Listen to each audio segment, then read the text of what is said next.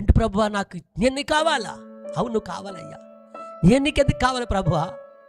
నేను చాలా భయంకరమైనటువంటి వ్యసనాలు చేత ఉన్నానే, రహస్యంగా నా జీవితాన్ని కొనసాగించుకుంటున్నానే, విచ్చలవిడిగా తిరుగుతూ ఉన్నానే, నేను చాలా మూర్ఖత్వం కలిగిన వాడినే, నా కుటుంబంలో విలువలేనటువంటి వాడినే, నా బంధువుల దగ్గర రక్త సంబంధుల దగ్గర ఎందుకు పనికి రాకుండా ఉన్న వాడినే, విలువలేనటువంటి వాడిని.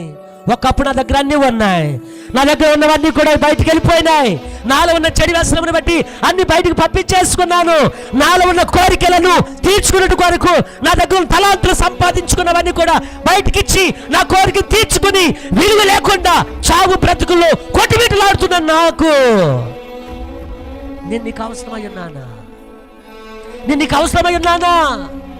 నా దేవుడు అంటున్నాడు, అవును బిడ్డ, అవును అయ్యా, నా వయసు చాలా వయసు అయిపోయింది. నా యవ్వన కాలంలో చేయవలసిందంతా చేసేసాను నేను. ఇప్పుడు నా దగ్గర ఏముంది నాయనా? నాకున్న కోరికలను తీర్చుకున్నాను.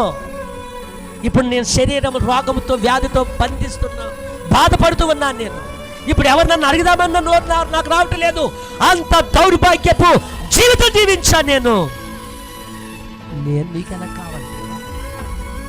దేవుడు అంటున్నాడు, రోగికి డాక్టర్ అవసరం బంధకాలున్న పాపము సంఖ్యలు చేతగానే నీవు నాకు అవసరం.